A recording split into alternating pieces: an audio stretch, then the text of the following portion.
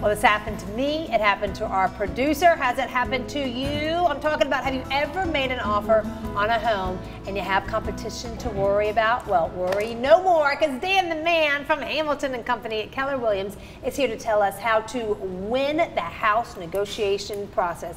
Because it's a process, and sometimes it's a game. It can be very competitive. Yes. And I never thought 10 years ago I'd be on the air, talking about multiple offers, because 10 years ago you were begging people to buy your house. That's like a dream for a realtor. Yeah. You've got multiple offers. Things are good now. Things are good. This is a white hot real estate market in the upstate. Well, it is. You said you had 10 now. Yeah, on the so market I asked multiple bids. I asked my team. I said, how many over the past 30 days have we had multiple offers on? And they said at least 10. That is amazing. So what do you do for the homeowner? That's a great situation. It's good for the seller. It's good for right. the seller. The seller gets to kind of look at all the offers. Right. The buyer, though, especially because you know what it is. You have your heart set on this home. You've gotten all the financial stuff together, and you're heartbroken if you lose. Yeah. So the first rule is don't get emotionally attached to a house that you don't own. Right. So that's number one. But the next one is make sure you're pre-approved, not just pre-qualified. Before you make an offer. Before you make an offer. Okay. And if you can, make a cash offer, because cash is king. Who's going to turn down cash? Well, it definitely makes your offer better than the financed offer. You mean cash after you go to the bank and get it?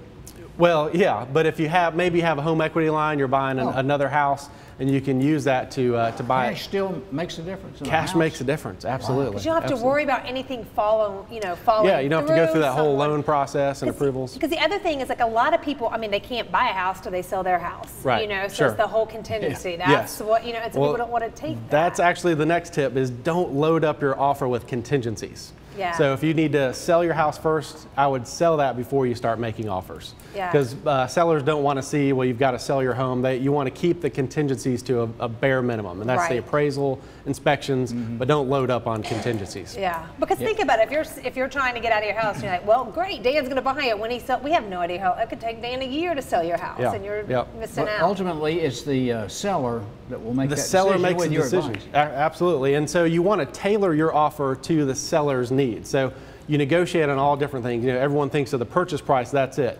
But the closing date, the closing time, the flexibility of that, maybe even letting the seller stay after closing until they can find a house. Yeah. So figure out what the seller's hot buttons are and tailor your offer to them. That's going to make your offer stand out. For a month. Right, yeah, they may need some time to find another house. So if you're flexible, that makes Be flexible, absolutely. Now, what about, let's say I'm just going to do 200 because I can think of that in my head. Let's say the house is 200, and that's a hot price, especially around here. 3 zeros?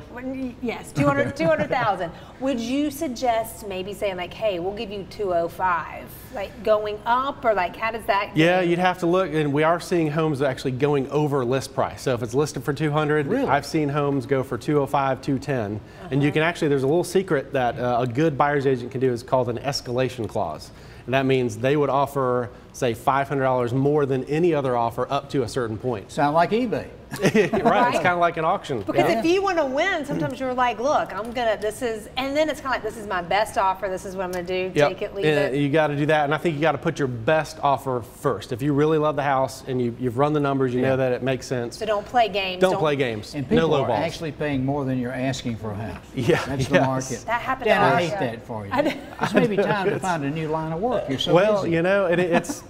Our team does a great job in marketing and really putting our homes out there to put the best foot forward. So we are seeing that a good bit. Well, this is cool. We got a couple houses we want to show you. We're going to start in Fountain Inn. This is at 5 Queens Street. All right. This one really affordable at 110. Yes. Yeah, 110. Great home.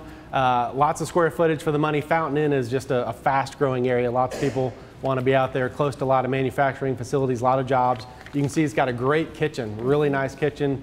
And brand new carpet throughout. You got a lot of opportunity here to move in at a very affordable. If you're renting right now, you can get into this home probably less than your rent. Yo, that's huge. And look at all the neutral colors too. That is fantastic, because then you can do what you want. If you want to change it up, or any of your furniture will go with that. Look at the cabinets. Yeah. You got another one in Simpsonville. You have a lot from down there. If 7 bedrooms and 5 baths are speaking to you, Dan, tell us about this one. This is $958,000. So this is at the other end of the spectrum. We like to have all kinds of opportunities. You give us all everything. Yeah, so this is an amazing home in a gated community called Cobblestone. Lots of bedrooms, lots of space. You can see that amazing kitchen where your family would gather around, and and just have a great time. But that's a wonderful home in a gated community with lots of nice amenities, tennis court, pool, Roper Mountain Road area. Great neighborhood.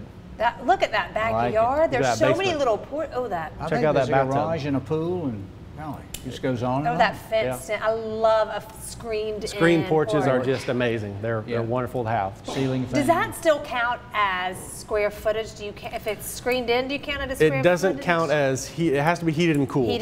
That's the appraisal kind of metric that they look for. Right, but that's what's kind of cool because it's like still a space that you can use. It's like absolutely a bonus usable. Space, Absolutely. right? Yeah. Well, Dan, go sell a house and come back and see it. We'll sell a few this afternoon, hopefully. I bet. Yeah, it's Thanks fantastic. for coming. Thank you, Dan. Thanks for having me. Appreciate it.